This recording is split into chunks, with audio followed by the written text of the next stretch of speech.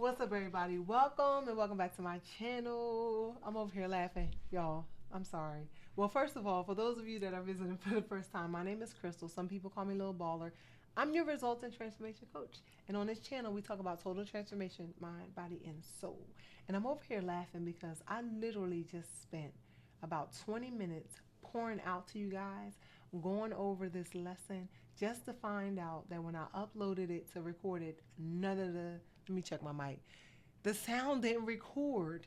But anywho, okay, so if you've been following, we've been talking about 21 days of letting go and trusting God's guidance. And if you have not already done so, if you're visiting us or joining us for the first time, make sure you go back and listen to day 1, 2, and 3, in which with each day I am supplying us with 3 scriptures that you'll be able to add to your bank. So when I say add to your bank, we are working on putting on the whole armor of God to equip ourselves as our segue into 2025, so that we build a sound foundation and we're ready to receive every and anything that God has for us. So I have these cards in my hand because what I chose to do is write my scripture down on these index cards and go back and read them over and over again to commit them to memory, so that when I have a day that I'm challenged, not only, I say remember who we are, but whose we are. And when we pull out these scriptures to help combat whatever we're dealing with that day, it really, really helps. So, whew, all right. So pray for me that I have the energy to share today's message. So today we're talking about letting go of negative thoughts. And I'm going to jump right into it, to our first scripture. Our first scripture is found in Romans chapter 12, verses 2. And it reads, "And be not conformed to this world, but be ye transformed by the renewing of your mind, that ye may prove what is good and acceptable and perfect will of God." So don't be conformed to this world. It's so easy, y'all. It is so easy, especially with social media. And social media does a great job of painting a picture of what it should look like, if that makes sense. So, for example, I know when I was growing up, I was really like a tomboy. So I guess I can't really use me as an example because I didn't want to dress up. I didn't want to put no lipstick on or nothing like that. But social media, like when we watch these influencers or we watch people on social media, like they bring the energy. And I'm not saying that, when you're being vulnerable and you want to be yourself, because, I say be you, but become the best version of yourself, that you have to go on social media and air out all your dirty laundry.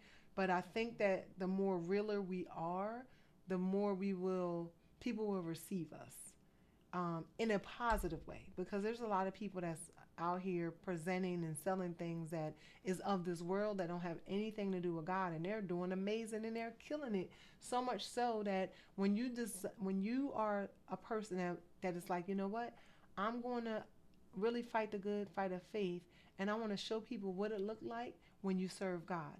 And sometimes when you take that route, and you look at what you're doing and you look at everybody else, it seems like they are way ahead, but in actuality they're really not. And remember this too, like when you are doing God's will that he had for you, and when you're working and walking and existing in his purpose, like that's, you're winning, period, no matter what it looked like to the human eye. Trust me when I tell you. But be not conformed to this world. What I was saying was, sometimes we'll go on social media and we think something's wrong with us because we don't look like that, or we're not doing the things that they're doing. What I know is, like, when you give an ear to hear and you're doing what God deems you to do, or what he put you on this earth to do, or what he purposed you to do, like he's gonna he's gonna supply you, not just supply you with all your needs, but your vibe, that energy that you're getting given out is going to help you to attract your tribe. Trust me when I tell you. And when we lean solely on him, he's going to make it happen. But when we sometimes, decide to pull out our fix-it kit and do it ourselves, it don't always turn out the same. It don't always turn out the same way. All right. So that's scripture number 1. Number 2, we got 2 Corinthians chapter 10, verse 5. And it reads, "Casting down imaginations and every high thing that exalteth itself against the knowledge of God, and bringing into captivity every thought to the obedience of Christ." So, casting down imaginations and every high thing that exalted itself against the knowledge of God. You got to be careful. And this is where we talk about that fasting and praying and being connected, so that when you do have a word come to you, you could tell and decipher, is this from God or is this from the devil? Because he's a mean mamma jamma, and he's very, very tricky. And sometimes he would have us thinking that there's a message that came from a particular person, from a book, from a, like, wherever. Maybe you're watching something on YouTube, and it's not always so. But if you consistently, like, check in with him, stay connected with him for reassurance, you won't be fooled and you won't be tricked. All right. And last but not least, we have our scripture number 3, and it comes from Philippians chapter 4, verses 8. And it reads, finally, brethren, whatsoever things are true, whatsoever things are honest, whatsoever things are just, whatsoever things are pure, whatsoever things are lovely, whatsoever things are of good report. If there be any virtue, and if there be any praise, think on these things. And one thing I love about virtue, like, you can't fake that at all. You don't have to be a loud person. You don't have to wear the come to Jesus sign. You don't have to wear the I serve Jesus shirt. People will feel the virtue when you mean well and you're doing God's work. And then and when you're connected. You ever see the quietest person in the room and you look and you're like, man, I don't know what it is about that person, but there's something special about them. And I like it that way, because just from my experience, and it's not to say that there's anything wrong with it, because now that I'm a little bit more seasoned, I understand when they say grandma don't care, she's gonna praise them in the aisle, no matter who is in the supermarket, because she done been through some things, and God done brought her through some things, so she don't care who is watching.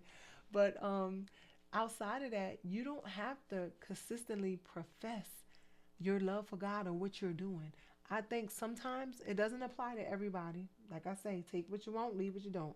But some people, they try so hard to prove to other people that they're serving God, and for God I live, for God I die, I'm a soldier in the army of the Lord, all those good things. They're doing so much of this that they're not, like, this doesn't equal their living. And what we want our living to trump what we say. Like, we should be able to live so that people just watch us on let me say it better. We should be living so that people can stand on the outside and just watch us and can tell, like, wow, that young man has virtue. That woman have virtue. Or even when you speak, like, God will send the signals to people. That's just something I made up. But people will know, and you won't ever have to say anything at all. But you have some that just want to be seen, and again, it's nothing wrong with it if that's where God have you, and long as you lining up with what He have for you. But so many times, people do it out of, what's the word I'm looking for? Not obedience. That's not the word. People just do it to be seen. But there's so many people out here that are broken and are hurt. Like, nobody have time for that foolishness. So when you come, just come with a pure heart. And man, we need more people that have virtue, that is out here fighting this good fight. Okay, so that's that. Philippians chapter 4, verse 8. And okay, so negative thoughts are strongholds, because we can tear our own self down just by thinking a thought and actually allowing it to become our truth. You're not good enough. You're too tall. You're too fat. All these things don't have nothing to do with you making it to the kingdom of heaven. God didn't say that He was only accepting fit people. God didn't say that He was only accepting people with muscles. God didn't say He was only accepting people that were eloquent with their speaking. So we form these negative thoughts, and we accept them, and we say it to ourselves over and over again. I am ugly. I am a terrible speaker. Like, I don't have what it takes. Like, you're literally tearing yourself down inch by inch. But when we learn to, like, for real, swipe left and swipe right, that's why I said your whole armor of God, because when you read some of these scriptures, you just feel empowered. And this is, you have to believe that God is who He is. You can't just write the scripture down and read it and really not believe that the words that you are reading is real, But when you make those two connections, you become unstoppable instantly without even knowing you're unstoppable. And when I say that, um, when I talk about the negative thoughts, it's not that once you make a decision that they're not going to come. We're going to consistently be tried and tried by the fire and tried by, like, there's going to be tests that come. You ever, sometimes people think that, you know what? I just want to do better. I just want to serve God. I just want to like walk in his purpose and all that good stuff. Sound great. But you also better have on that whole armor, because the moment you say it, there's going to be trials and tribulations. But applying the fasting and the praying and the reading and the studying his words and knowing like who he is and this is real is helping you to set a foundation. It's a scripture. I'm not the scripture quoter. That's why I write my stuff down, y'all, because if you see me, I'm like reading it, because my memory ain't that long. But being like the tree planted, it's a scripture that talk about the tree being planted. And because I'm talking and I needed to come to my mind, it is not. But if I wasn't, it would be right there. But nonetheless, let me just say it in the elementary terms. When the storm come and the storm blow over, after it pass, you want to still be standing.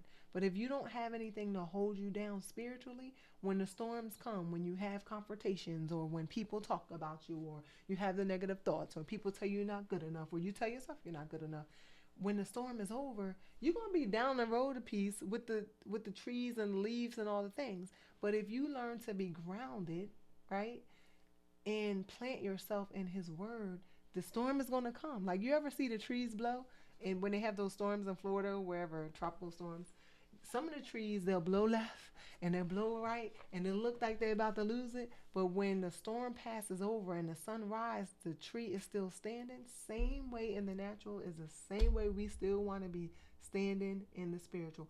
But if you don't feed yourself spiritually, when the wind blow, like some people, all it takes is and they be gone. You're like, wait a minute, what happened to for God I live, for God? What happened to like where's your power? Where's your strength? Like, what are you talking about it, but are you doing the things that you were talking about? Literally, that's what it comes down to.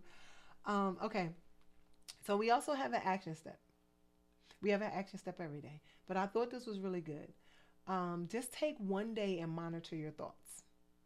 And each time you get a negative thought, right? Every time it enters into your space, replace it with a scripture based affirmation.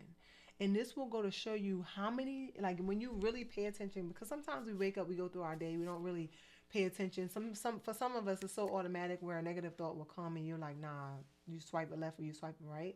But if you really take inventory, take a day and just think about how negative we can be to ourselves sometimes, or just even the thoughts that come through that we start to consider as truth, and we'll take them and we'll ponder on them and we'll give them our focus, and the next thing you know, that literally becomes our truth.